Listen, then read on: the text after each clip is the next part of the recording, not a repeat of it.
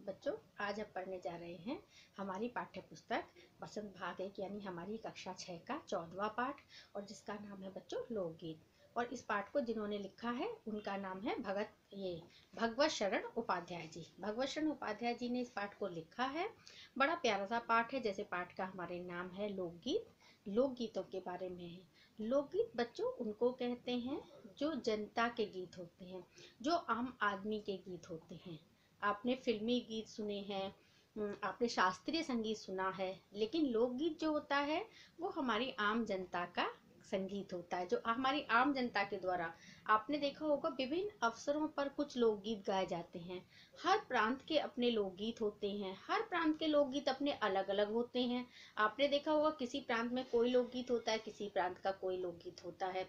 जैसे आप अपने गुजरात का ही उदाहरण देके के मैं आपको बताऊं तो यहाँ पर गरबा यहाँ का लोकगीत है, गरबा गाया जाता है, जो हर प्रांत में नहीं गाया जाता।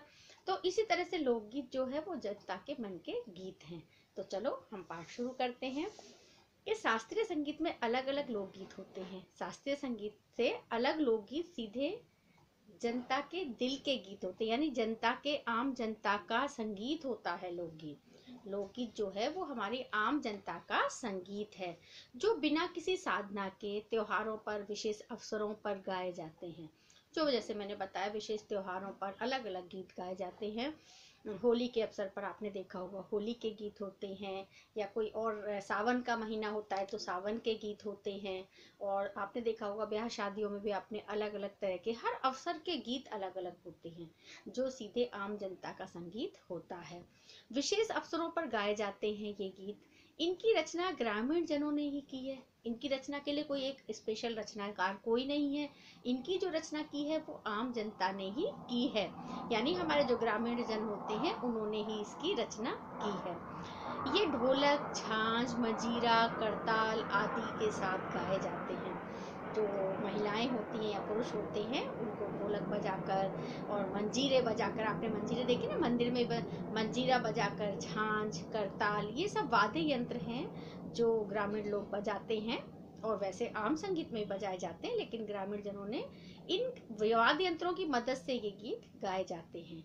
कुछ दिनों पहले की बात है बच्चों कि कुछ दिनों पहले तक क्या था, जो लोकगीत थे वो शास्त्रीय संगीत के सामने बहुत ही हे दृष्टि के से माने जाते थे, मतलब हे समझे जाते थे, क्योंकि शास्त्रीय संगीत को ऊंचा दर्जा दिया जाता है और वो जनता के गीत होते हैं और ग्रामीण जनों के द्वारा ही बनाए होते, तो उनको क्या करते थे, हे दृष्टि से, मतलब थोड़ा छोटा समझा जाता था उन गीतों को।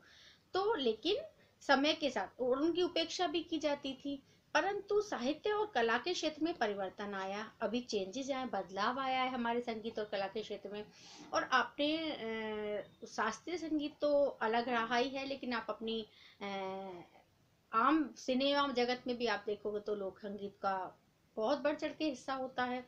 तो हमारी आम जनता के संगीत में तो ये है ही, क्योंकि ये संगीत ही आम जनता का है, तो धीरे धीरे इसको, जैसे पहले हे दृष्टि से देखा जाता है, इसकी उपेक्षा की जाती थी, लेकिन अभी क्या है, परिवर्तन आया है इस क्षेत्र में और लोक संगीत, लोकगीतों के संग्रह पर लोगों का ध्यान गया है। लोकगीतों का लोक संग्रह लोग करने लगे हैं और उसकी तरफ लोगों का ध्यान धीरे धीरे गया है। अब उनका ध्यान किस पे गया है, लोकगीतों की तरफ भी जाने लगा है।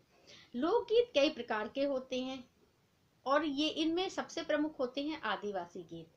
लोकगीत जो तो होते हैं वो कई प्रकार के होते हैं और इनमें सबसे ज्यादा जो अलग होते हैं वो होते हैं आदिवासी गीत, जो आदिवासी लोग गाते हैं। हमारे पहाड़ियों द्वारा गाए जाने वाले गीत जो पहाड़ी कहलाते हैं। गांव में देश की वास्तविकता का लोकगीत है।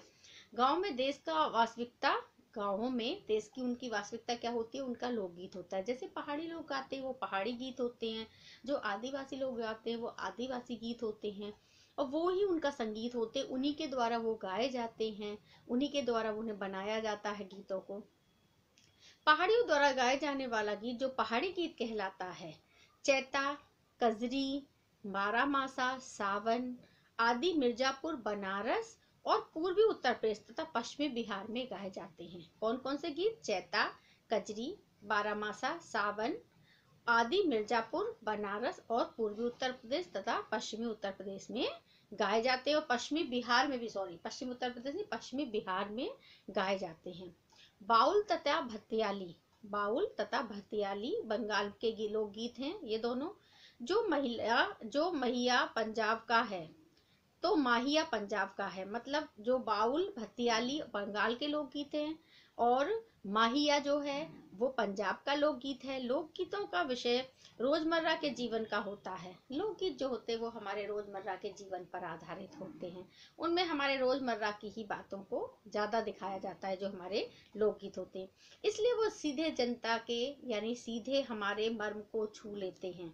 वो सीधे हमारे दिल को छूते हैं। लोकगीत जो होते हैं ग्रामीण बोलियों में गाए जाने वाले होते हैं गीत, और गीत बड़े ही आनंददायक होते हैं। सुनने में बहुत आनंद भी आता है लोकगीतों को। तो ये ग्रामीण लोग खुद ही गाते हैं, उन्हीं के द्वारा गाए जाने वाले होते हैं और इनको सुनने में बहुत आनंद आता है।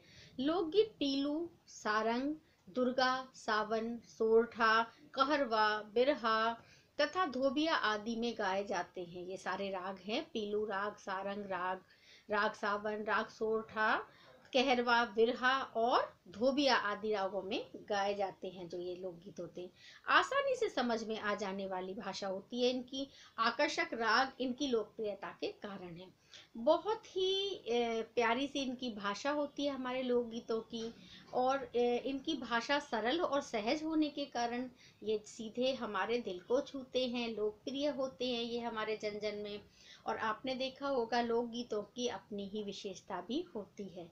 लोकगीतों की बच्चों अपनी विशेषता है क्योंकि वो सीधे जनता के दिल से निकलते हैं, उनके मुख से निकलते हैं, और जो हमारे ग्रामीण जन हैं उन्हीं के द्वारा लोकगीत आते हैं। और हर प्रांत के हिसाब से, हर प्रांत के लोकगीत उनकी भाषा के हिसाब से भी होते हैं, और अलग अलग प्रांत में अलग अलग लोकगीत गाए जाते हैं। अलग अलग अवसरों के भी अलग अलग लोकगीत होते हैं। तो हमारे इस पाठ के माध्यम से हमें यही बताया गया है लोकगीतों के बारे में कि लोकगीत क्या है। हमारे चैप्टर का नाम ही ये है लोकगीत, यानी लोकगीत है क्या। तो जैसे मैंने आपको पाठ में अभी बताया, लोकगीत ये काफी बड़ा पाठ है बच्चों। आज मैं आपको इतना ही पाठ पढ़ाऊंगी। इससे आगे का पाठ हम इसे अगली क्लास में पढ़ेंगे। आज की क्लास में इतना ही। इस पाठ को अच्छे से पढ़ना, वीडियो को ध्यान से सुनना, और आपके पास पुस्तक तो है ही। जब आप पुस्तक में इस पाठ की रीडिंग करेंगे तो आपको अच्छे से पाठ समझ में आएगा, और वीडियो को ध्यान से सुनना तो आप लोग को सारी बातें अच्छे से समझ में भी आ जाएंगी। तो आज की क्लास में इतना ही। आज की क्लास में ख़त्म करती हूँ। बाय बाय बच्चों।